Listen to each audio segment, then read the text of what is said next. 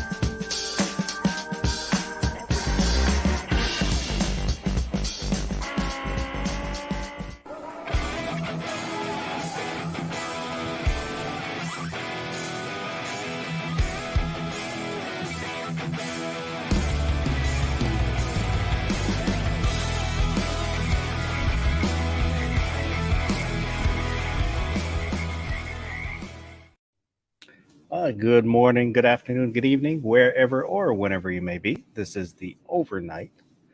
I'm DM Foss, and tonight we have Gizzard Gary. How you doing, Gizzard? Doing well. Thanks for having me. And DJ Play Nice. How you doing? What's up?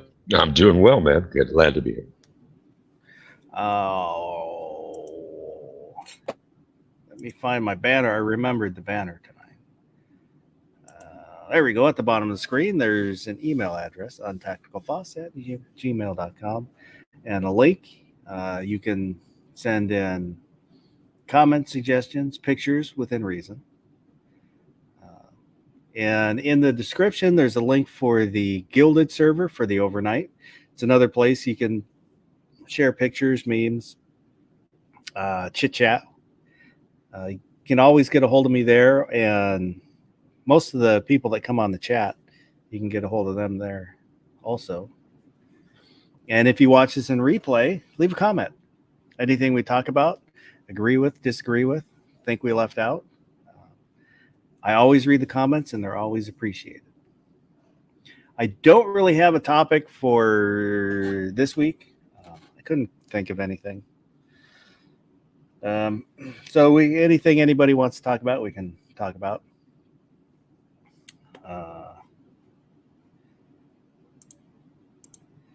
One thing I was talking to somebody yesterday, and they mentioned glasses where they wanted prescription safety glasses. And so I thought maybe we'd look at those. I don't know, unless everybody think that's too boring to look at them. It's stuff I've thought about. Usually when I go to the range, I just wear my regular glasses. And So you can get safety glasses. Your insurance might even pay for them. I don't know. I've never looked for them in a brick and mortar glasses store, but I know you can order them online. And then also you have to remember that some of them will be just, I don't know how the ratings correlate to being shot in the face. You'll see some advertised as being able to stop, a shotgun to the face, where that's great and all because it'll protect your eyes, but then the rest of your face is unprotected. But it's something. So that I'm not sure if there's like an ANSI rating that equals being shot in the face, or if the ANSI rating is just, to keep debris out of your eyes, your glasses won't shatter. Was there a special rating for shooting safety glasses, or do they just use the industry standard? I don't know. The Z, whatever it is. Like Z87. Yeah, something like that. And what does ANSI stand for anyway? American National Standards Institute. Well, thanks, Gary. Well, let's take a quick look before we look at anything. See who was out there. Gun Websites was out there, and he is in here. How you doing, G-Webs? Not bad. Thanks for hosting. MC, X Adam 1, and DJ was out there giving suggestions. G23, Garage Guy, said he just subbed. Glad to have you. Gizzard Gary, the Gun Snob. I knew I smelled something. Ozzy Osbourne, and I think that's everybody that said something. And Gun Snob said, I want to talk about quantum physics and its relationship to how the show functions. I don't know. That depends on, are you talking like string theory? I've got string somewhere. We can talk about string theory.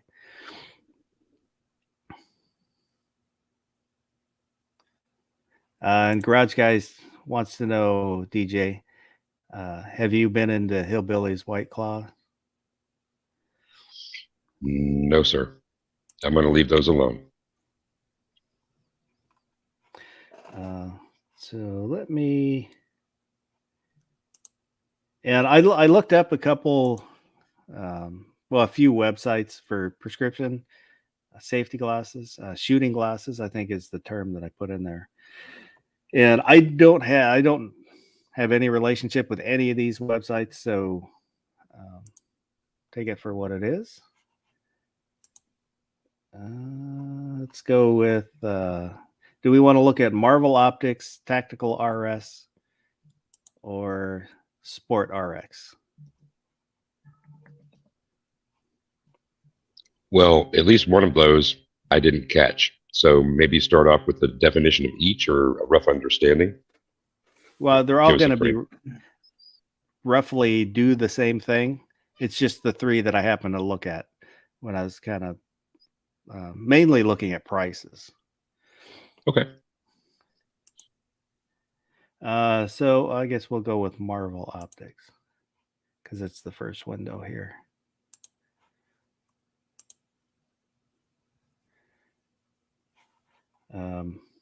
So there's lots of different frames. Some websites seems to have more, and Wiley X is a brand that all the sites that I've looked at so far seem to have. They seem to be a big player in it, but when the one problem with ordering online, here we'll go into these ones, is you can't physically look at them or try them on. Because some of them will have a couple different widths to fit your head. So you can maybe, if you have glasses, maybe measure your glasses. as comparison, but That's a this good wasn't. point. This hasn't been well thought out, so we're just kind of. And so we'll pick prescription safety glasses, and the option. There's only one option, matte black. And you can get bifocals, progressive, single vision. Some of the other websites have a few more options. On the bifocal, I saw a clip of Ayub. What's his first name? Masada, you. Masad. Ayub. Yeah, he was talking about if you have bifocals, to maybe ask to have basically them upside down, where instead of the up close part being on the bottom where you're doing your up close reading, so that as you're looking at your sights, your head will be down, so your up close vision, the lens for the up close will be on top. I thought that was interesting. That was something that I would have thought about. Whereas if your bifocal, the magnifier part is on the bottom, then you have to lift your head to focus on your sights, which are closer. So I don't know, something to think about. Well, it makes total sense, and I hadn't considered it at all. And I'm just now at the point where I'm going to need something besides readers, which I've just used as like the 1.5 times magnifier stuff at like a drugstore. But now that I have to consider that sort of thing, that's a cool little bit of information. Thanks for that, man. So we'll just go into single vision, and then the basic. So you're looking at about $45, and all the websites are similar prices. Some are a little bit more, and I'm not sure what the Trivex, the HD polycarbonate, I don't know what the differences between these are, but we'll just go into the basic. And then clear. I don't like the light adjusting, the ones that automatically darken. I've never liked those personally. Man, in the day, that was science fiction come true, man. The lenses changing. I remember being tripped out by that. Well, the first time I saw a commercial for them, I thought they were cool until I saw somebody I knew that actually had them, and I saw them change, and I was not impressed with it. Yeah, it kind of seems like got stuck with the beta and never moved past that. But then again, I haven't kept track of the technology associated with lens coatings or anything like that. I just remember seeing that the people who wore them, they were like in a constant state of dim, like it was they were smoky all the time. It's like, did they ever clear up, man? And I'm fine with just switching glasses. I have prescription sunglasses. I'm fine with switching glasses. And I did see. I don't know if this is true or not, because there's a lot of suspect medical information on YouTube. I just happened to see a clip where a lady was talking about when you're out in the sun, that your eyes will trigger a response. If there's a lot of bright sunlight, will trigger a response in your body to deal with the sunlight, like you're tanning and all that stuff. But when you wear sunglasses, that cuts off that information your eyes are getting about it being bright and sunny out. So your body isn't able to adjust itself to the environment. I thought it was interesting, but I don't know if any of that is true or not.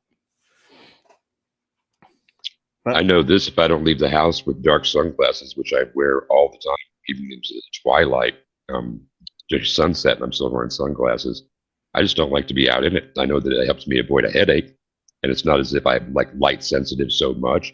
I just don't dig it. I'm a night person. It's when I have to go out in the blaze sun or drive into either a sunset or a sunrise. I don't dig it. Like I'm a creature of the dark. I pretty much will only wear them when I'm driving. If if the sun is in my face when I'm driving, then I'll switch to my sunglasses. But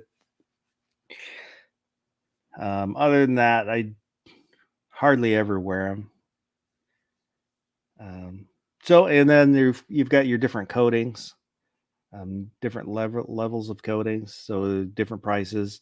The basic is on here is $20, and then all the way up to $110 for all the bells and whistles. I usually have to get the anti-reflect, I think the anti-glare coating, because of my astigmatism. It helps keep lights from, if you don't have it, then every light that you look at, depending on how the shape of your eye is with your astigmatism, you'll get a flare, and usually it'll either be up and down or sideways. And that was one thing I did not realize, that when I was driving at night, all the lights would have that. I did not realize that not everybody sees that. That was yet another thing I learned in adulthood, that I just thought that's the way everybody saw the lights. You get a glare like that, but no, that's my eye condition that causes that. That's the same as red dots, where I had a red dot and I thought it was just a cheap red dot, so it looked fuzzy until I took a picture of it, and the picture was, it was a solid dot. I realized, okay, that's me. That's fuzzy, not the dot.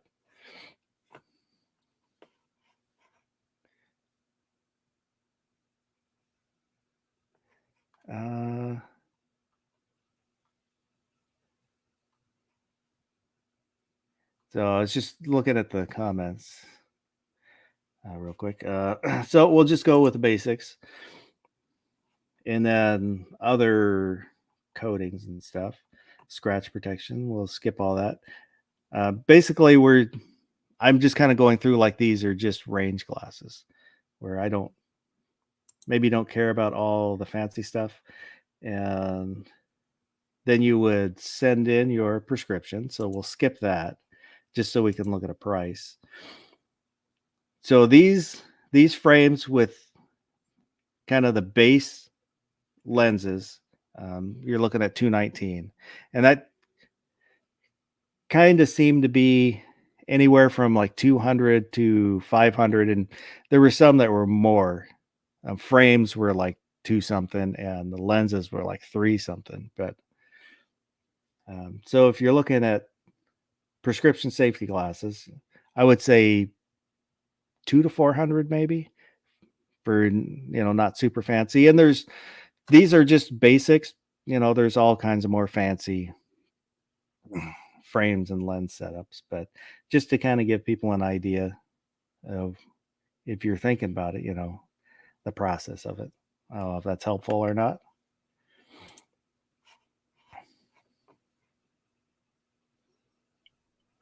I've always been shocked by how much the frames. I mean, I get glass, the glass itself, the lenses. It's like precision grinding. Whatever the machine itself might do it in an instant, but I've never gotten how expensive frames are. I mean, it's like plastic with reinforcing metal rods, kind of thing, that have to be within a certain tolerance for lenses. But like, other than that, it's plastic, man. One of the reasons that it's so expensive is most of the major brands are all owned by Luxottica. It's a monopoly. So they control all the prices. They can charge whatever they want. Yep. Where is Luxottica? Is that like, is it a foreign country or a U.S. concern? I don't remember. But that's like Ray-Bans. Ray-Bans used to be dirt cheap, sunglasses. And then they're kind of expensive now, just because they can charge that much and people will pay it.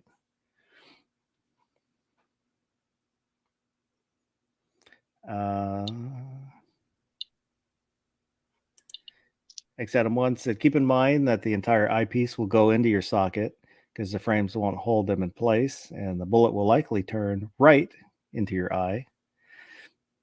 He's talking about if you get shot in the face. And Gary responded saying, I don't think I don't believe the reason for shooting glasses is to protect you from incoming bullets as much as backsplash from steel targets, shavings, out of time revolver, a catastrophic failure, etc. I think so too, and I think the ads that you see where they shoot them with shotguns and stuff is just kind of advertising. You also got to be careful of the reckless calibers, like 9mm. That'll do just crazy things. So you want to have glasses on around those calibers. It says Luxottica is an Italian eyewear conglomerate based in Milan, largest eyewear company. Started in 1990.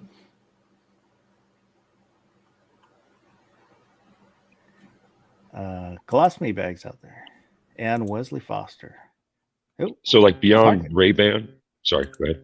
Oh no, go ahead. Go ahead. I was going to say, gee, beyond like Ray-Ban, which Boss has already mentioned, are like the other sunglasses companies also in there under Luxottica?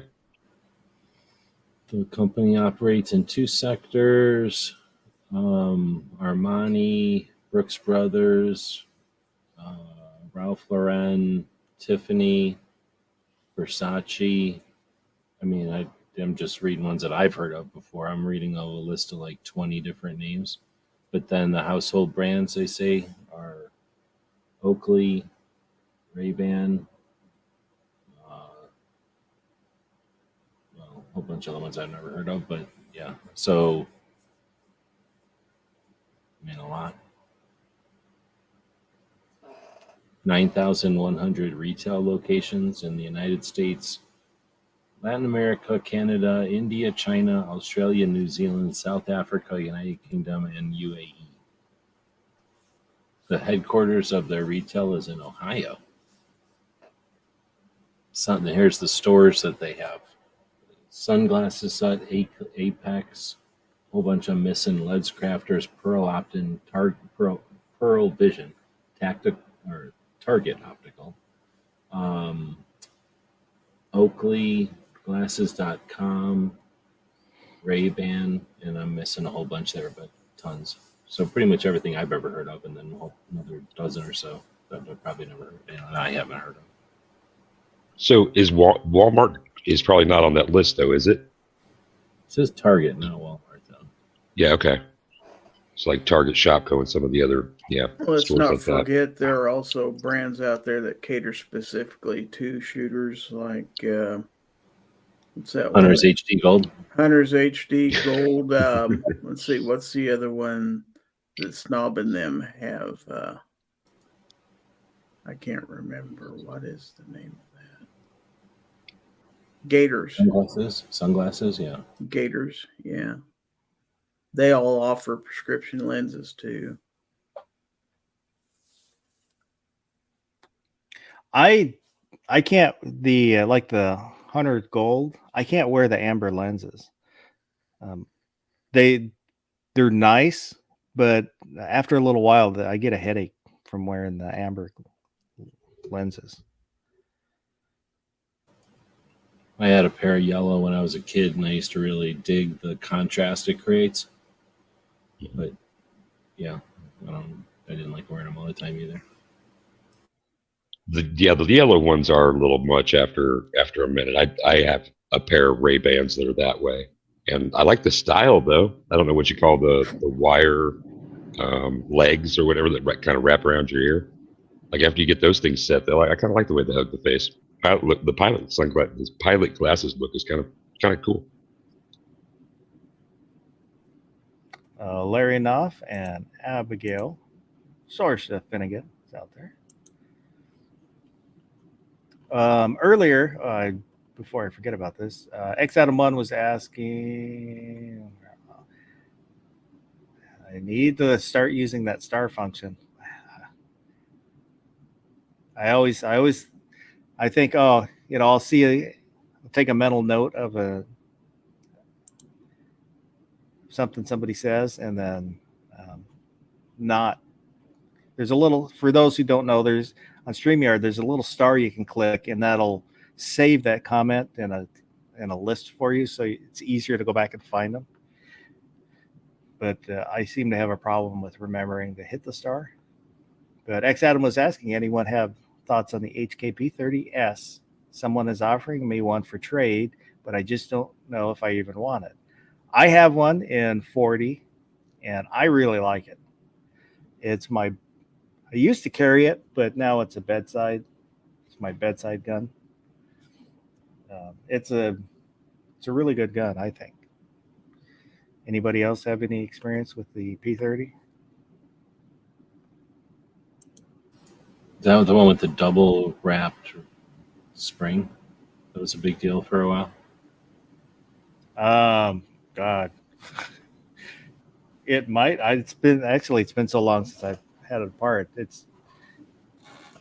I've got one of the electronic safes next to the bed. It's been in there for a long time.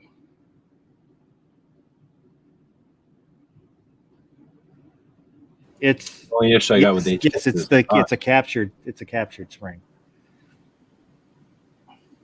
captured spring. What does that mean? So it's instead of being one loose spring, it's on a little, it's on the little rod, and it's all one piece. I can only remember like the one HK came out with some kind of a design where it was an issue, but I don't remember if this was it or not. So anyway, HKs are just the cost is the only thing that stops a bunch of people from walking around with HKs all the time. They don't give them away. Yeah. What is this? A $700, $600 gun? Yeah, it's, I think before tax, I think mine was, when I bought it, was like $750.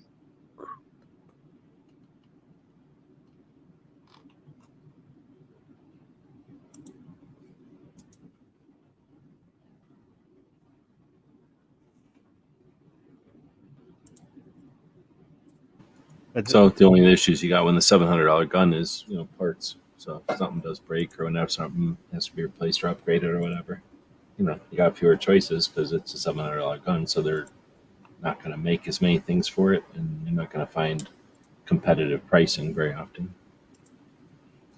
But here's the recoil spring.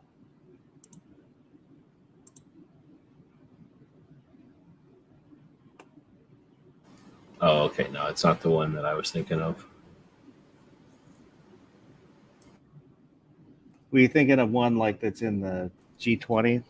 Oh, I can't remember. I don't keep that much attention. I remember there was a minute where, because there's not that many HKs that have issues, and there was some new HK I thought that I might be mixing it up. I think it's HK, and this was something like 2015 that it came out. I don't know when this gun came out. The one I'm thinking of came out like 2015 as a brand new gun. Do you know when this one came out? Ooh, I don't remember. Abigail said it's an HK, get it and flex on the pour.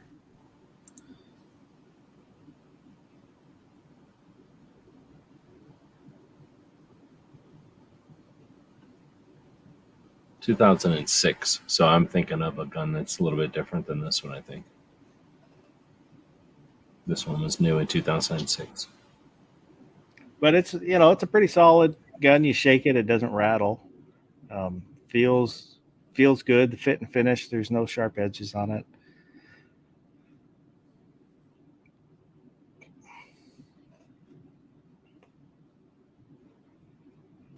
Early prototypes were referred to as the P3000.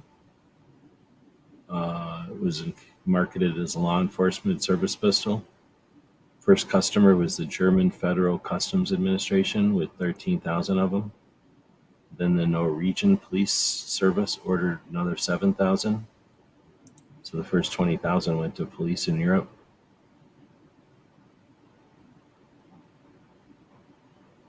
Switzerland purchased an undisclosed number of them for 1.6 million, which replaced their SIGs.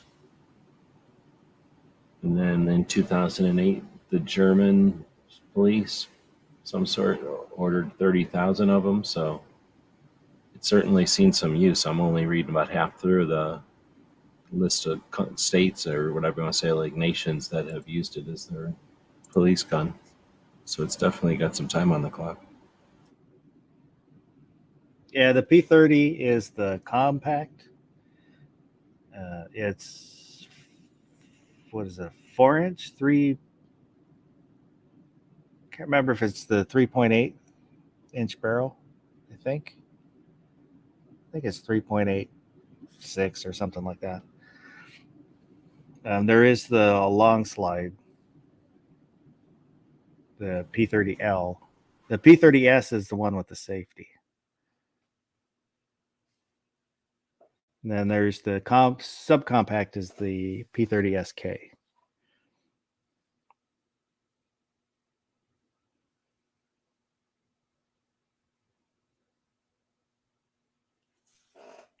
Which one is it that you load the rounds in the magazine backwards?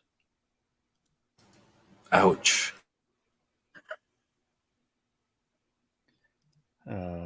I'm not sure. Oh, let me embiggen myself here. I have a couple new stickers. The top operator sticker. And that one. I've kind of reached the point where I have more stickers than I can ever give away, and I have more on the way. There's what I'm referring to. Oh. Yeah, you're not familiar with that faux pas? Is that a faux pas? No, that error. Wasn't that done right before SHOT Show 1 year or something like that? Oh, that was a long time ago. I'm trying to find the date. Somebody printed a picture. They had some advertising agency set the thing up, and whoever loaded the mags had no idea how to load a firearm magazine and put the prints in backwards. Ended up on the front of their catalog. 2004. That's when it happened. Whoops. But front page of their catalog, and it got all the way through. All the way through. Is that a P7? Is that what they're saying that is? I don't know that gun. This one looks like a USP. That's Abigail said USP. Okay. Yeah, it doesn't.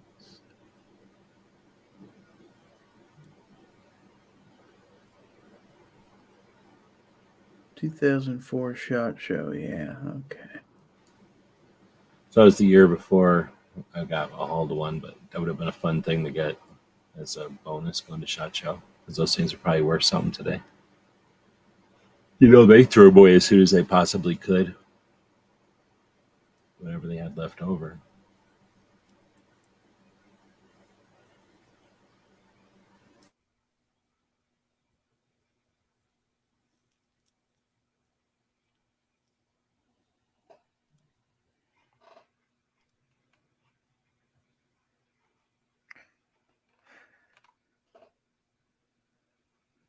Oh, what else we want to talk about? What is going on with your adventure down underneath the crawl space or whatever? Oh, there was a yellow jacket nest in the crawl space. I've already killed it off. I went down to make sure that that I killed off the nest, but it's in the opposite corner of the house, basically from where the entrance is for the crawl space, and I didn't feel like crawling all the way up there, so I just went down and then kind of shined the light around, and I didn't see any yellow jackets flying around. I haven't seen any come out. It's right there's one of the crawl space fence. They were coming in and out of that, and I haven't seen them coming out of there, but I didn't know if maybe they switched vents that they were coming out of. But I didn't see anything down there, and I didn't crawl all the way, and I couldn't see the nest itself. So I do need to kind of go in and crawl all the way up there. I didn't feel like doing it yesterday. But they need crawl space robots with cameras on them. Yeah, I just took the 7 powder and got one of the kind of puffer bulb things and sprayed the vent itself. So when they would squeeze through the little openings in the vent, they'd get it on them, and then puffed it into the crawl space in case the nest was near. Then I could hopefully get it on there, and seems to have worked. It when I tried it on that when I had that ground nest, it did not work for that, but it seems like it did work this time. That ground nest I had, I ended up just putting a hose on it and letting it run for like an hour, drown them out. Guns and Waters out there. Good evening. Oh, you ever seen the thing where they take like a bunch of aluminum and melt it? Yeah. Like you take a pot or something, you melt a bunch of aluminum cans, and then you pour it into like out here they'll do like an ant hole, So I wonder if that would work the same in a wasp hole. I would think so. That's the videos that I've seen was on the ant nests. Like maybe you see all the wasp is tunnel boring or structures. something. Yeah, exactly. But wasps might be boring. Maybe they just go down and make a big J shape or something, and it's just no fun. But it seems like it would kill your wasps, and you'd have a cool thing at the end of it. Well, they probably don't do it just because you get stung doing it. It's also a wasp, yeah. Yeah. Usually I'll put out the hornet traps. I'll try and get it early spring. Try and catch the queens before they start making laying eggs and stuff. And that'll if I get them out early enough, that'll reduce the amount of yellow jackets for the year and will have an effect on the next year since there aren't yellow jackets to make more. But I seem to have missed them, so there were a few more this year.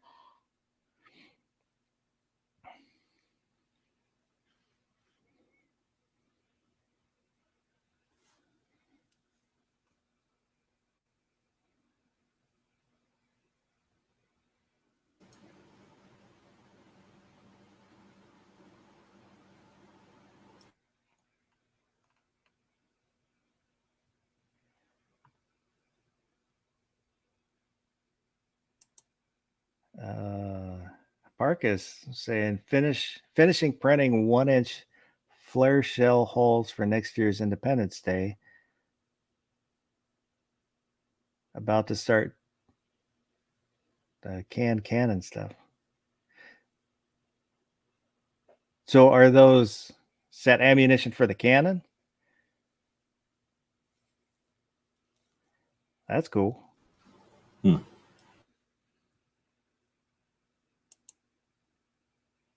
Are you still printing stuff, G-Webs, or is your printer? I just don't print when it's super hot, but yeah, I'm looking Oh, forward to being able to print again. But it's just when it's super hot. One, it makes a difference with the printing, like the bed and the printing temperatures, they'll change a little bit.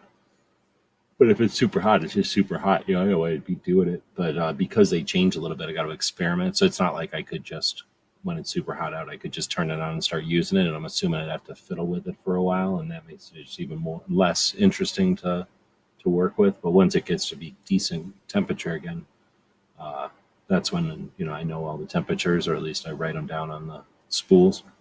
Yeah. So a little bit faster. But yeah, it's one of those things I do in the winter.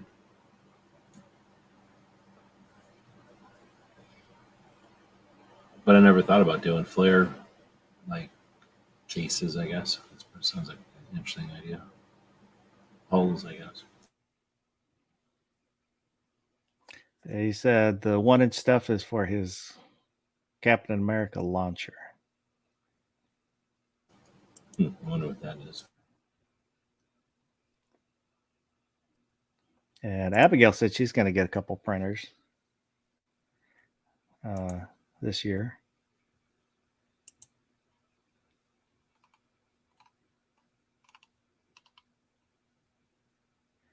Yeah, the printers, it's something that I would love to play with, but I'm just afraid it'll become a money pit where because I tend to kind of get into stuff and then I want all the stuff that goes with the stuff.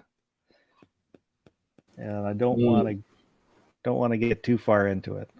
I mean, it's essentially an erector set. So you put it together, and then, let's say whatever version you bought, because there's different, there's like, let's say the basic in the middle and the deluxe. So you buy the basic, you can always add on to it to make it the deluxe. Even if you buy the deluxe, there's third party, there's different things, ways to finish things off or whatever. So, the machine itself, there's going to be just like you just said, like a million different things. And because it's a 3D printer, not everything costs money. So, like, let's say my 3D printer has some cables that kind of just are there. Well, somebody figured out how to make a thing that bundles the cables up and it looks cool. So, well, I'll just print those, and then it's like, oh, these little caps are exposed and you can see these pulleys. So somebody came up with a cap, you just print it. So there's a whole bunch of stuff that you can get that are technically accessories, but you're making the printer print them. But that might take you 2 weekends to figure out all that and then print it and then do it. So as far as a time suck, yeah. Did you need to do any of that? No, but your printer looks cooler after it, and it's a little less like cluttery. But it's not time. It's not like you're spending money on it. But yeah, you're spending time. But on the other hand, you're doing those little projects, and that's how you learn to use the machine.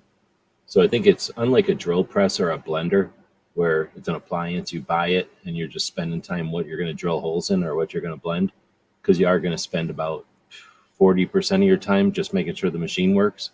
But if you ever had a car or like an inexpensive car or a motorcycle or bicycle, even like the inexpensive ones, yeah, they're cheaper, but it's because you're going to spend some time fixing it all the time.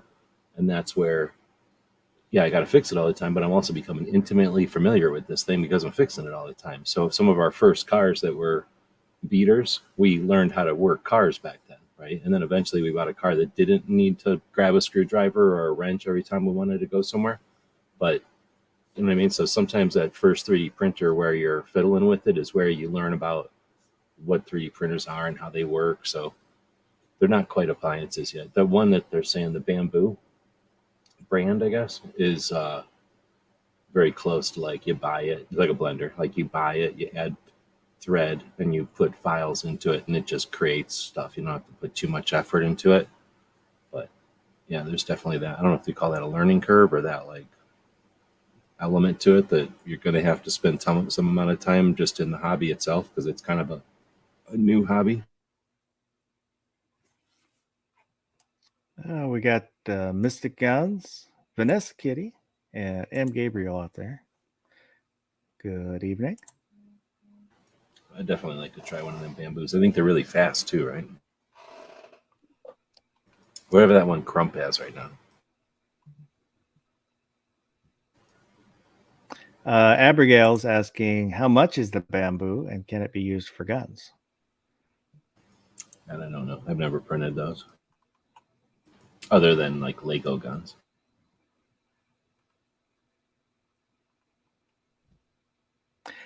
I'll get, yeah, there's been a few times in my life where I've gone kind of cheaped out on something when I buy it. And I know it's a mistake, but when I go to buy, whatever it is, I'll just go for the cheap model. And my wife will often kind of remind me, basically the buy once, cry once, she'll tell me, no, go ahead and spend a little more, get the better one. And then I'll sometimes listen, sometimes not.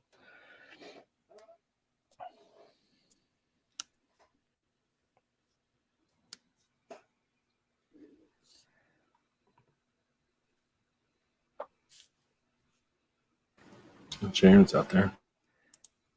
Good evening. How you doing? It's been a while.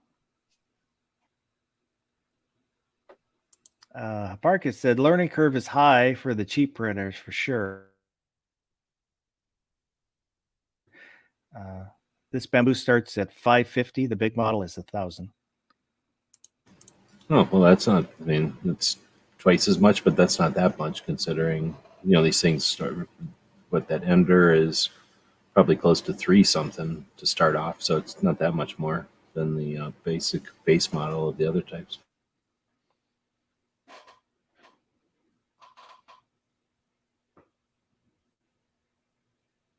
Yeah, kind of my other fear about buying one is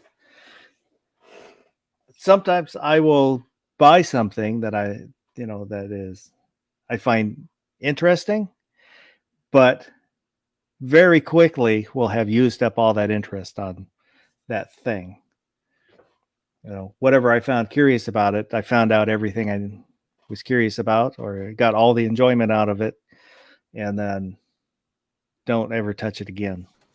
I mean, that's possible, but the other side of it is with a 3D printer, at least you're going to start being like, oh, that wobbles. Let me 3D print a filler for that, like a little, something to go around that fills in the space, or like, oh, that's missing 3 inches on that side. Let me 3D print a thing that fills in that gap or something, or you're just going to start coming up with ways that once you start to use the printer, like, oh, I can do that. I can make that happen. I guess it kind of depends on how much you get into the drawing of the files or whatever too. And it's amazing when you see somebody that made a piece that has integrated moving parts inside of the thing, and it's all part of one print. And I still kind of struggle sometimes to understand what's going on with it. Just because I don't, I'm not able to think that way. They print. I can't think of. It's been a while since I've seen any videos on them, but there'll be like a hinge or a gear, but it's deep inside of whatever they printed, and it makes this little thing move in this certain way. Like, there's like the dragons and stuff where you print it, or like a snake or something, and it's all connected. So it's like a toy or like a puppet or something. You print the whole thing, you pull it off the bed, and it's, the arms and legs are all ball joints and stuff. X Adams, it sounds like you're impulsive like me. I jump into something and just binge learn until I burn out sometimes. Yeah, that does happen. It's like guns or something. There's no other side of, you don't like learn everything you need to learn about a 3D printing. It's very big. So I just don't, you're not going to burn out because you get bored of it. I don't think you're going to burn out maybe because there's a never ending amount of stuff and you just get not interested or something.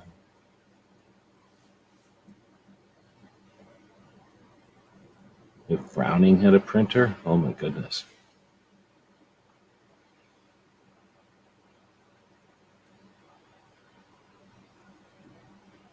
Although I think we live in a time where we're going to have, I don't know what to call it. Like if John Moses Browning was one person who made a lot of things because he had the time and resources and ability, and that was sort of his thing, and he leaned into it.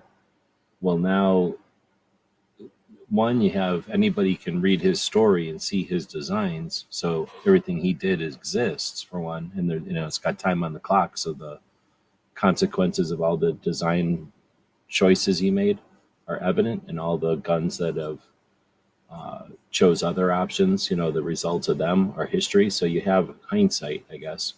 But then anybody who's got any kind of crazy idea can now implement it. So I don't know if you get one John Moses Browning, or if the future is 1,000 people with one idea each. And, the future is all those thousands ideas instead of one guy out of 1,000 who has a handful of ideas. Does that make sense? Like, I don't know if we have a future where one person, like is a Edison or a Browning or a Tesla, somebody who just happens in other words, were Edison, Tesla, and Browning unique, or were they just at a time when everybody else was lucky to have like a hammer and a wrench? They had a whole workshop of tools and the time and inclination to tinker because they were getting paid every time they came up with a good idea. But, were they clever? Were they the only clever people, or were they just in a situation that enhanced their creative abilities and then, they found a way to live off that? That's all I'm saying. I don't know. I'm not taking nothing away from John Browning. I'm just saying part of it was that there That's were a a ton of people back interesting then that question. had workshops. I don't know, because if you look at the Wright brothers, there was I can't remember if it was German or Swiss, but somebody almost had the first powered flight before them.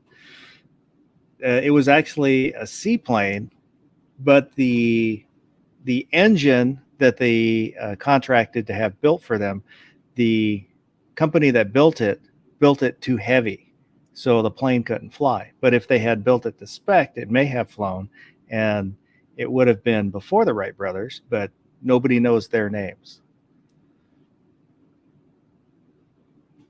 So how many other designers that maybe by happenstance or we just haven't heard of because they, for whatever reasons, their design wasn't successful or known, or maybe they had the idea and never tried to bring it to market. Sergeant Joe Smith is out there.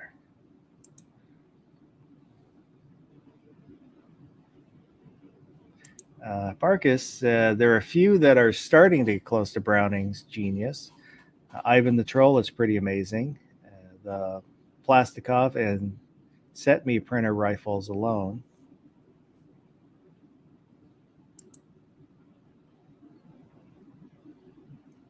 And X Adam 1 wants someone to print him a wrong-handed gas pedal for a P30, P20, 320.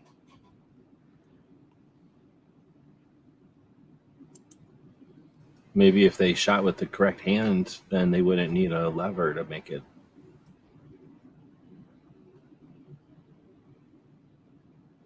Oh, 2 live moves out there.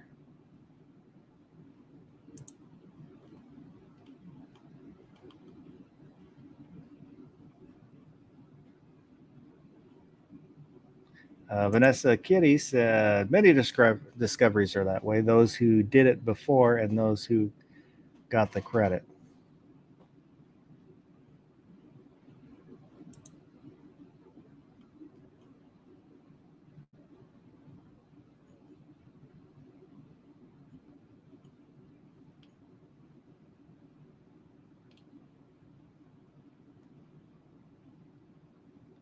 And Barkus said there's also a guy making a belt fed LMG and 9mm. Tough to get working, but amazing when it does. Trying to figure out what the tire and the rainwater goes to. I wasn't sure.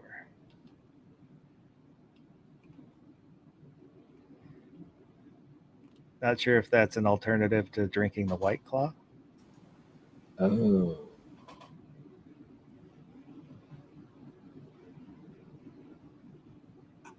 M. Gabriel said if you turn it upside down, you don't need it left-handed.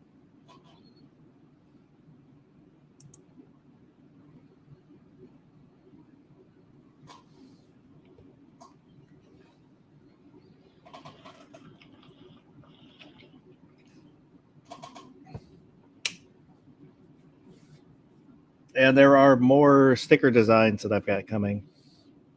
The main reason I've been doing all the stickers is I just want, I kind of designed them, but I want them to be a physical thing. And so I'm doing stickers because it's cheap. Some of them I'll probably, there's a couple that I'll probably do in patches just because I think they'll look cool as a patch. But I've got a lot of stickers. Have you ever thought about the enamel pens or pins? I guess like hat pins. I have, but I wasn't sure. 'Cause They're they're about expensive. they're between patches and stickers. Like if a sticker's 50 cents and a patch is, I don't know, $4 at this point, uh, the pin might be like 2.5 or something. I'm guessing because we're talking with some amount of quantity that's reasonable, not like a million or whatever. When you get a million, everything costs a penny. I do. I love the look of enamel. I like on enamel pins. I've thought about doing it with the channel logo, but I don't know. I haven't done them yet. I don't know if anybody in the United States does them or not, but I just haven't done them. But I thought they were kind of neat, and they're essentially pretty easy to ship. My problem is that I've had issues with sending stuff that's thick, that's not thin, because the mailing machines will squish it and then, pop the thing out the end like Yeah. when it goes through the rollers. So I'd have to. I guess my concern was when I was using paper envelopes in a bubble thing like I use now. It's not really a machine. They don't send them through the same kind of machines, but yeah, I might do them at some point. They're definitely smaller than patches. Patches, get 100 patches, it's as big as like football. It's like a big package, like when they're all made. Pins Yeah. is more like a tennis ball or something. Just a big handful of stuff. I don't know. If I came up with the right design, maybe would do pins, but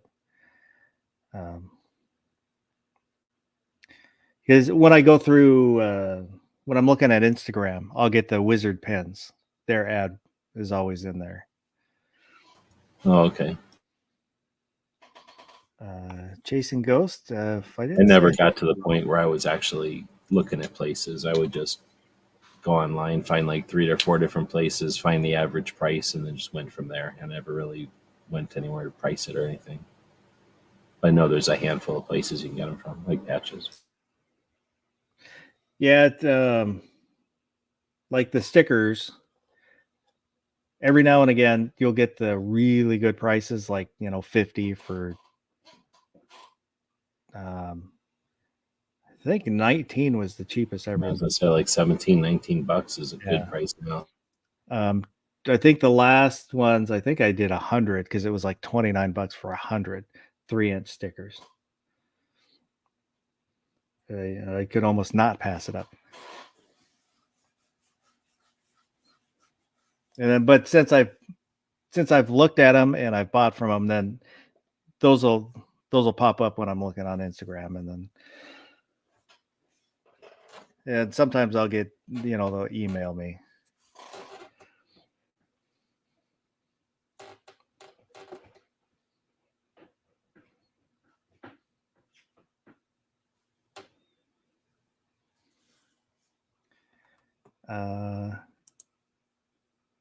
A brand glasses that Chasing Ghost. I guess she was a little bit behind the chat. Said flying eyes are really flexible and near unbreakable, but for motorcycle. I had a pair of motorcycle goggles that my wife would wear. She used to wear them when she would cut onions to keep the onion gases off her eyes. I need to chop onions, and you get on the back, get a motorcycle, put you on the back with some onions, and then chop them while you're driving. That could be dangerous. But you never have to worry about the fumes; they're always away from you. Well, that's true. I didn't think about it that way. X Adam said, "What you need is a challenge coin, all gold. DM on one side, a piece of cheese on the other." I have looked at challenge coins a few times. They're not inexpensive, but they're not that expensive, really. When it's like anything, you gotta get a bunch. Yeah, that's kind of the price, and they're cool. I just haven't I'm not sure about doing the Yeah, who's challenge. going to carry them around? I mean, if a whole bunch of people started doing them, then people would probably collect like the different channels and stuff. But I don't know. They're more expensive than patches for sure. Part of it is just when I think challenge coin, I think military or like AA.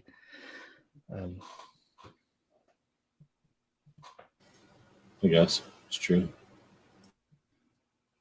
I will say that I did last time I was at the coin shop. I picked up a silver round for future giveaway. So at some point we'll give that away.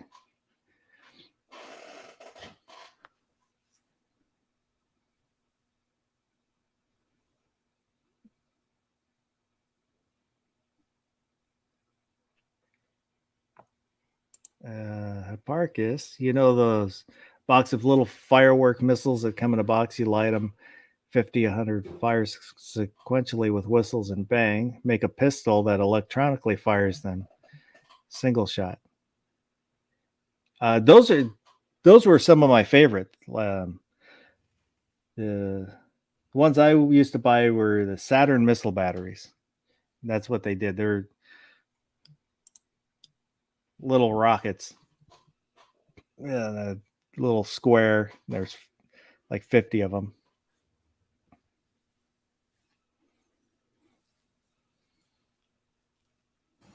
That sounds pretty cool. We never really had those.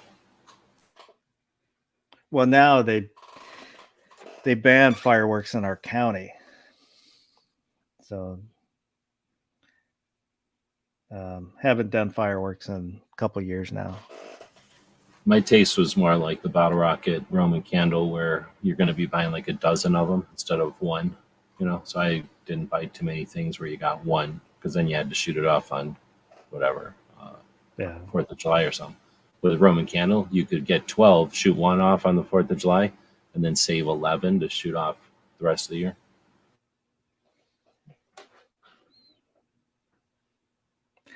There's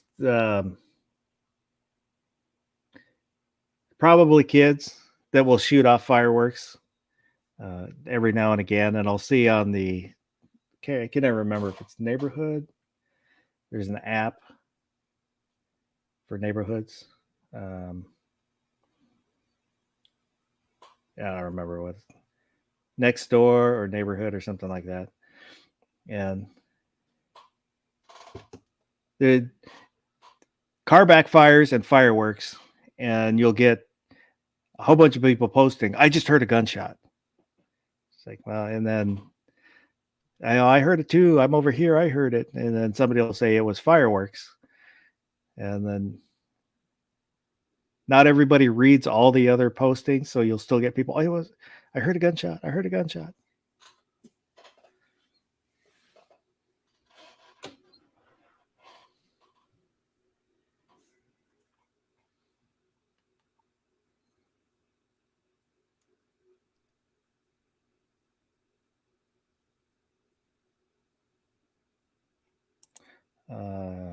Sarah Joe Smith said, I can shoot fireworks whenever I want here in the Ozark Mountains.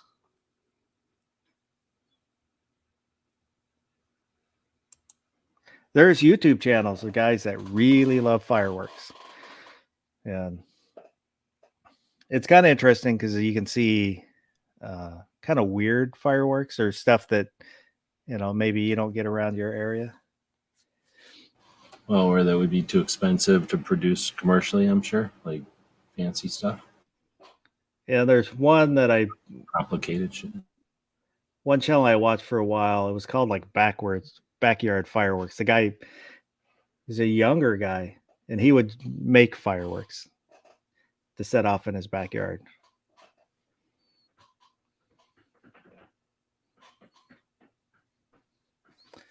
Sergeant Joe Smith, there's gunshots almost daily in my neighborhood.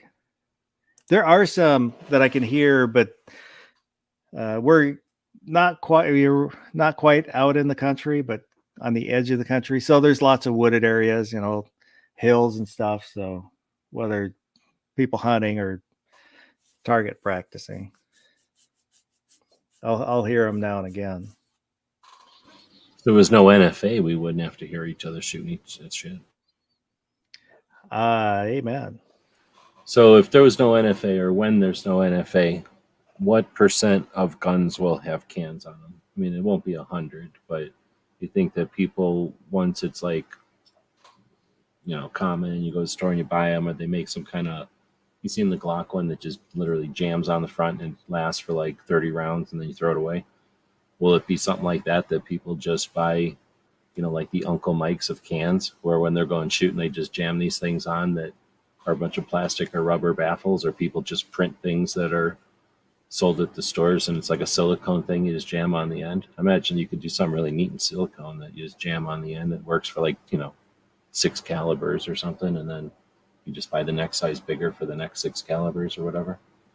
I think there would be more, but I still think it'd still only be, I don't know what percent it is now, but 30% total gun owners would Because have I think cans. there's also like, they're not necessarily, you don't got to pull it down to nothing just to make it tolerable. You don't have to wear ears. So if you could get just some sort of like reusable stick that jams on the front, I could see people doing it just so they don't have to wear ears. Hipparchus, if there was no NFA, printable 22 long rifle and 938 special cans would cost $2 to $5. If there's no NFA, people wouldn't shoot 9mm anymore. There wouldn't be any need to shoot the lesser calibers. X Adam 1, I knew a guy who made fireworks in Mexico. They used gunpowder.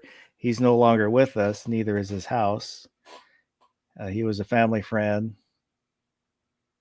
Not a shred of him was found.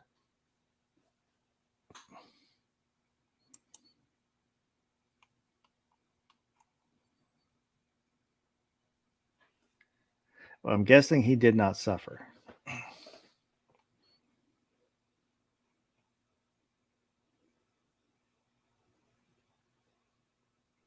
Yeah, Sergeant Joe Smith said everyone has a gun range in their backyard in ravine or something. I would love to have enough property to have my own range, but I don't think that's ever going to happen.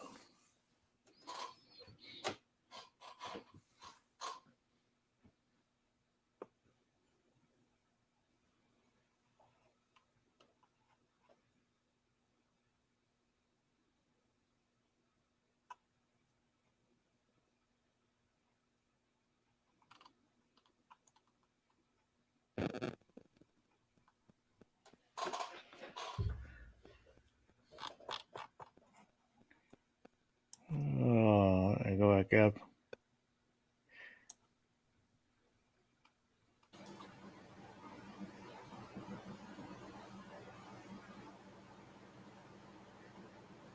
You should have put more coffee in the green room, or snuck some like energy bars or something in there and made them look like cookies or something. Having a bunch of turkey and warm cocoa. I don't know if that was the best idea. Yeah, Finished half his warm milk and he's just laying there. I didn't make it out to Costco, so all I had was some leftover turkey that's been sitting out for a couple hours. So Room temperature turkey. What could go wrong?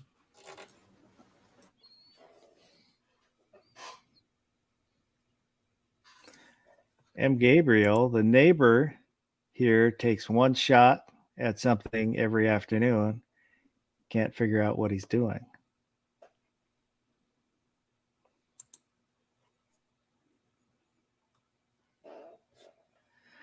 Oh, if he shoots once a day, so it's 7 shots in a week. Is that the same as shooting 7 shots at one time? Is that the same practice wise?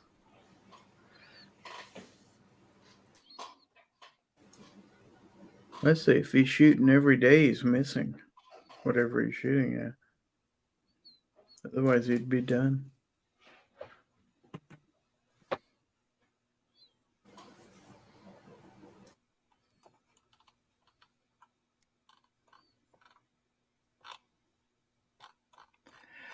So what else is going on? What's anybody want to talk about?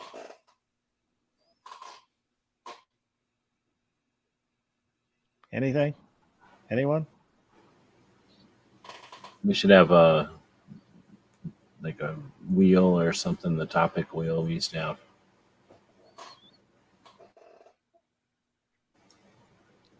This is the third panel I've been on tonight, so I'm kind of talked to. Hillbillies and Chris's. Yeah. Chris was on during like 2 other chats, so I was only listening to parts of it. What kind of stuff they're chatting about? Oh, it was just a jump up chat from Chris. So he hasn't been doing his on a regular basis anymore. So he just wanted to come in and do a quick chat. Wasn't really a topic per se. Matt's chat was blabbing about his toys or whatever, and then sci-fi movies, or no, sci-fi series that ended too quickly. And Hillbillies had some interesting questions, like we talked about the merits of manual safeties on pistols and stuff like that. It's an interesting debate, or more of a discussion than a debate. In that chat, they were all in favor of manual safeties. It depends on who you ask. Some were, some weren't. Oh, okay. I think the consensus was that they were fine if that's what you prefer, as long as you practice with it and train that way with whatever you're going to carry. Don't just grab something with a manual safety and presume you're safe if you're not used to sweeping that safety off and you haven't diligently trained yourself to do that. You're just asking for trouble. I think more than half of my handguns have safeties, but I didn't buy them specifically with safeties. The ones I bought had safeties on them.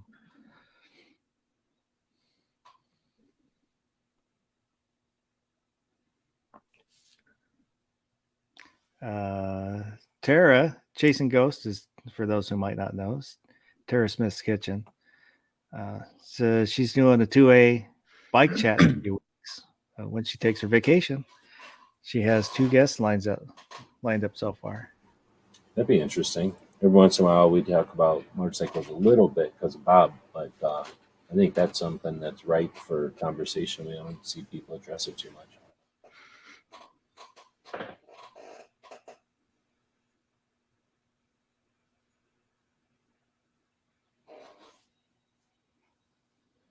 And X Adam 1, someone needs to do wearable armband gun like the one in Cowboys versus Aliens. I have not seen that movie. Oh, really? Yeah. You don't like the actors, or you just didn't have a chance to watch? The trailer did not interest me. Oh, okay. I'd call it like a decent Saturday afternoon movie, and it's good for everybody, like family movie or whatever, from what I remember. But it's pretty good. I mean, I know a lot of people don't like it for whatever reasons, but it's pretty high on my list of movies. Sci-fi movie.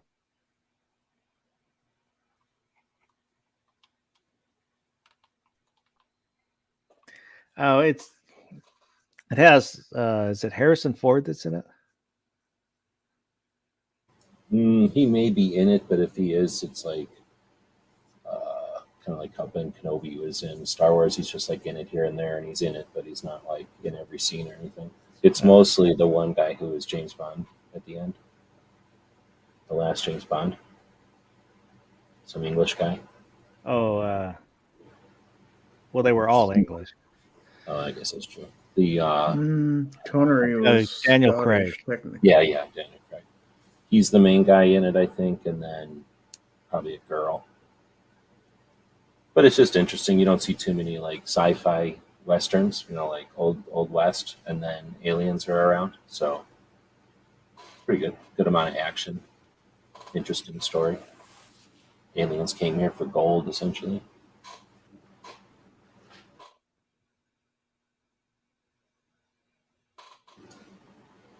But it's weird. I could see somebody not taking it or putting it on the, like Gunswater saying, watchable. I'd call it like a Saturday movie. You're not going to expect too much out of it. I couldn't get past the seeing the trailers, and it seemed like a weak premise. So I might have been wrong. Oh no, there's not. I mean, they were like, hey, it'd be cool, cowboys and science fiction, like aliens or whatever. Let's mix them together. But then, weird, not a great necessarily great way. Maybe there was some thing they were trying to reach that I didn't see, but just it's kind of a clunky story for sure.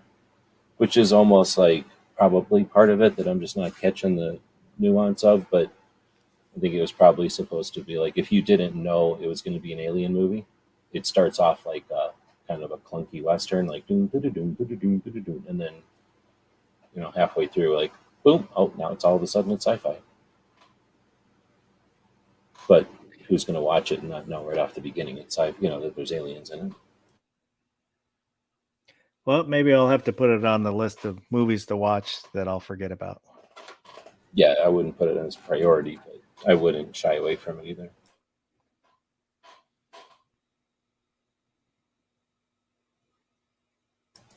I've been watching Stargate based off of Matt's chats or whatever, but I'm about to start fast forwarding through stuff now. I remember why I didn't watch Stargate all that long. I didn't ever watch the TV show. I saw, I would see like just little bits of it, but I don't know. I couldn't get into MacGyver being in Stargate. And he too much of his like, I'm not going to bring my gun because he's like anti-gun and he's like MacGyver-ish, so he's like, I'm just going to go there and with my wits.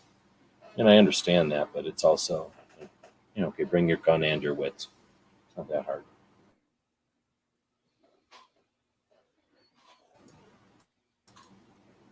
But it's got Amanda Tapping in it, so I'm watching it. Guns and Water, like Firefly. I liked Firefly. I didn't love Firefly. The movie I didn't really like. I thought the TV show was better. But I wasn't real into Firefly.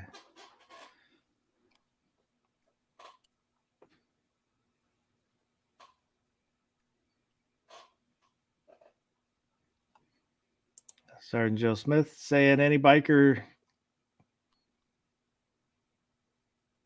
Not sure what Bix is. Blues and barbecues here in Rogers. Well, probably a place called Bikes Barbecue. Yeah, it's probably like a festival or something. Bikes, Blues, and Barbecue in Rogers, Arkansas. I think what it is Guns and Barbecue paints himself blue and runs around blicking all around that tape. That sound.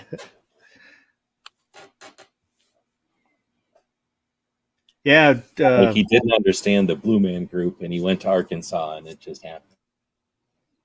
I thought Guns and Barbecue, his Tuesday chat, they're talking politics, talking about politics.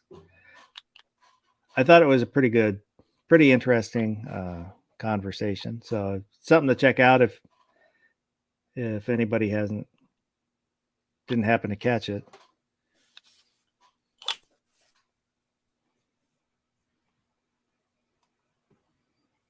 Guns and Waters, the Killjoys was good. I didn't watch that. I know of it.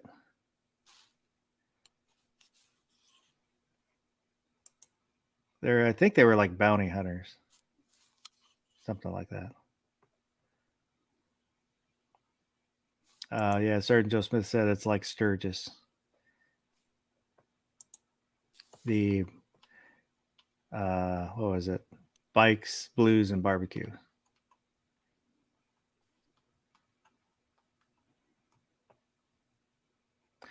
Hipparchus, Space and Wild West is kind of my thing. Cowboy Bebop too. I love Cowboy Bebop. I think they had one of the best intros. The tank by Seatbelts. That was a really good intro.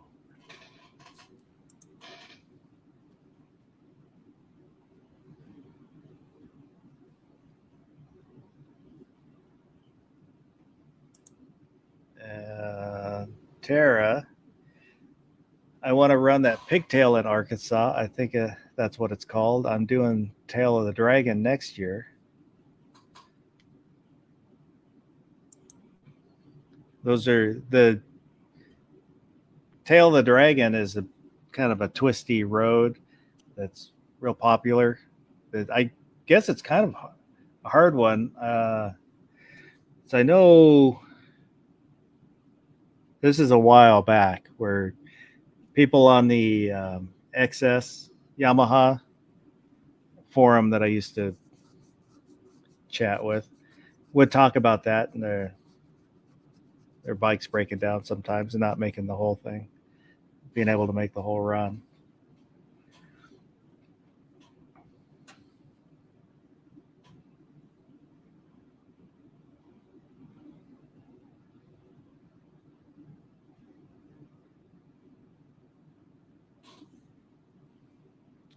Barkus watched the first 5 minutes of Trigun. I bet you'll watch the rest. That's another one I haven't seen, but I know of it. The anime? Yeah, the old Trigun, not the new remake.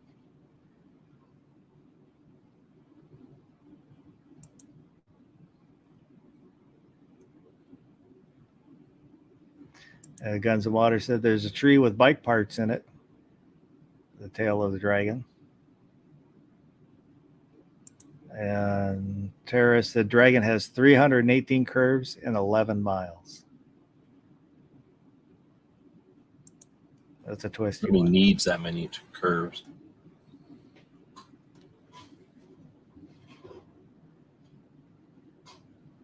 We got a road here that's in Arizona that goes up next to New Mexico. Like if you look at New Mexico and Arizona on a map, about half of, if you start go up from the border a little bit and then you go all the way up to about halfway to Albuquerque, there's like a section there where the road goes parallel with the New Mexico border.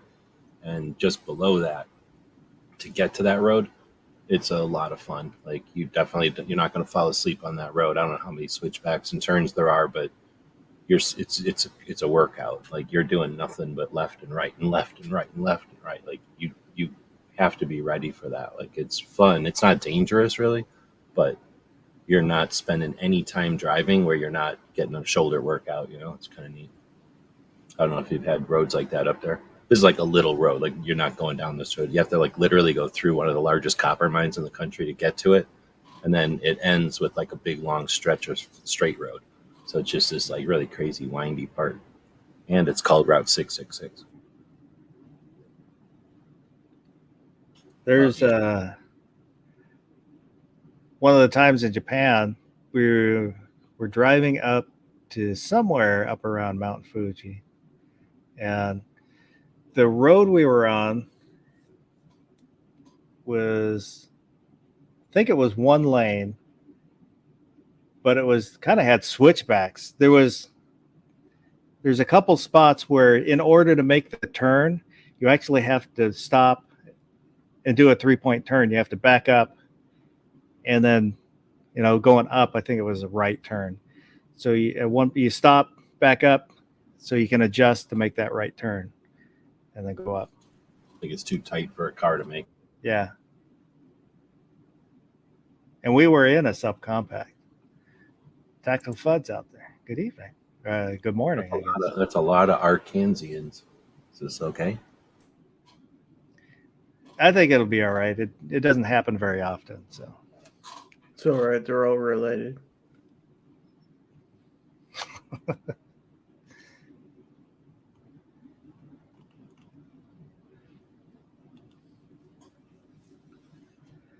Oh, let's see where I. What does everybody think about the fires in Hawaii? Natural or space laser? I honestly haven't really paid attention to it.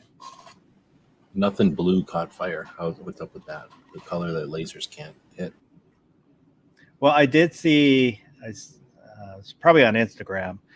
There were a bunch of celebrities that painted their houses the same shade of blue. Oh, really? Because I also seen a thing where like all these celebrities, like house untouched, house untouched, house untouched, house untouched. But I wasn't talking about the blue part. I did see, I think it was on a newspaper, front page of newspaper, where they're saying it might have been started by a power line that blew down.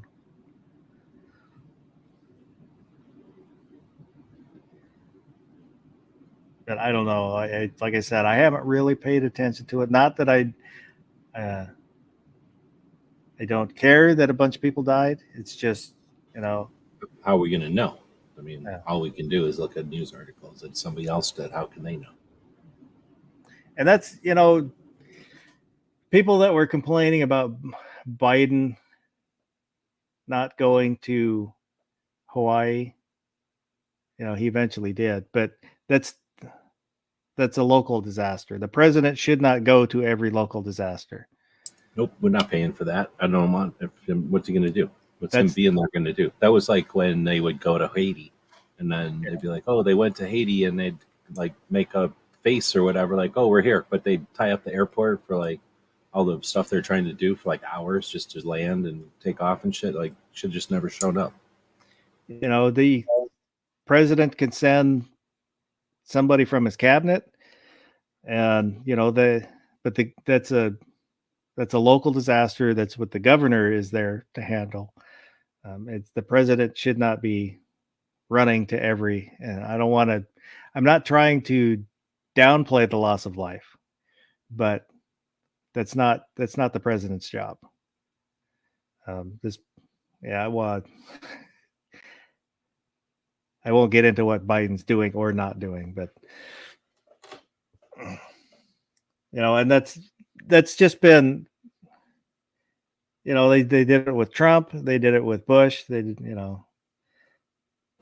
It's an easy gotcha because you do it, and oh, look how much money they're wasting. They don't do it. Oh, they don't care. That ice cream ain't gonna lick itself. Come on, man. Thanks, Adam. The president is global disaster. Yes, he is, and yes, that's what he should be worried about. So let's see if I loaded the right one here. I clicked on the wrong one. Let's try this one.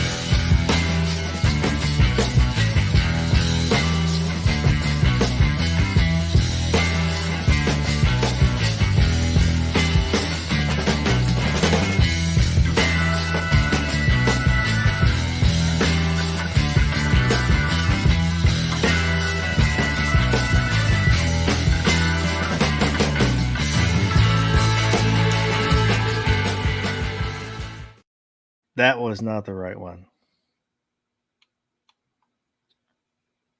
Huh. Well, apparently I erased that one and then reloaded that one.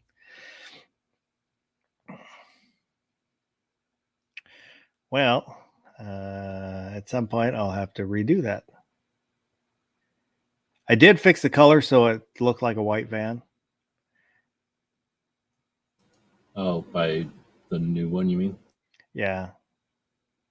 Well, I did it.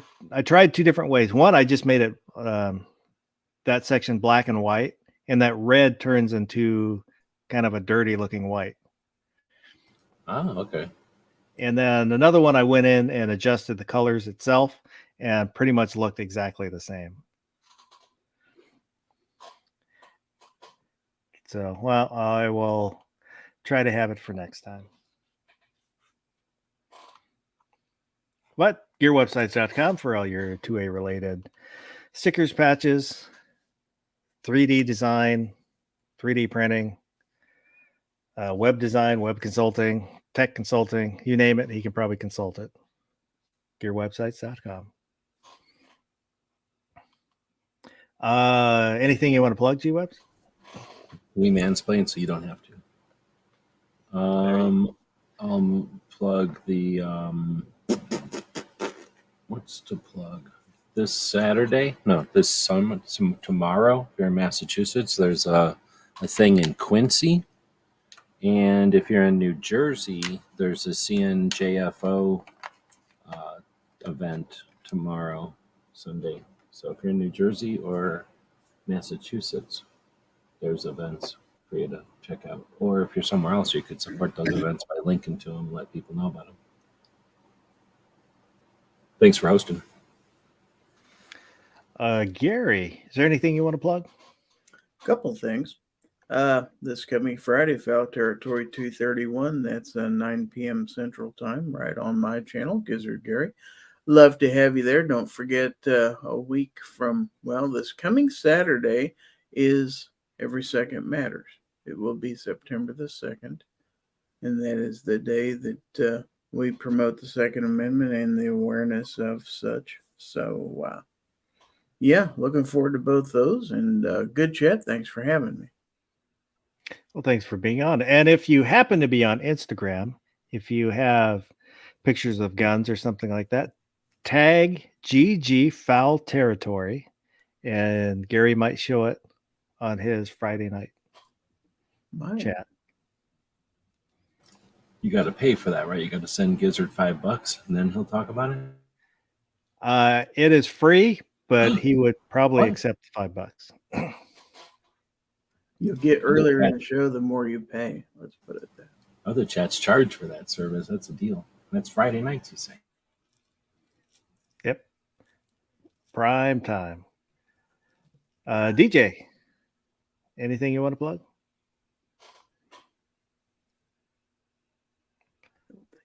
No, Foss. I was just happy to be here. I'm plugging a good night's sleep. I appreciate everybody that was out there in the side chat, chatting her up. And those who might have been watching but didn't say anything, I appreciate you too. Don't be afraid to. More chatty side chats that I've experienced overnight. Or is this a mouse party? It was overnight. Overnight. Well, it was kind of a topicless overnight. We went topicless. And if you watch this in replay, leave a comment. They're always appreciated, and they are always read. Are they red? On mine, they're black. Yeah, mine are black on my screen. Well, extra font that he pays for.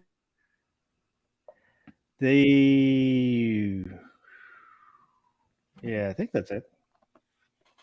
Well, other than that, oops. Let me close down the banner. There we go. Are you going to do a chat tomorrow, G-Webs? I'm going to try to. My project I've been working on is cooling down. So if possible, I'm going to try to do a bracket. I want to play with that. I don't know what that kind of bracket is. That one kind of bracket is called. And I've got topics piling up. So more than likely. If you were to shake Magic 8 Ball, you would get a positive response on that one. So keep an eye out tomorrow. There may be a bracket tomorrow night, and I hope everybody. What happens if you take George and shake him up like Magic 8 Ball, and then turn him upside down? You may or may not get bid. Get the answer you're looking for. You'll get an answer. So hope everybody has a good rest of the night and a good tomorrow, and do something good. You still here? It's over. Go home.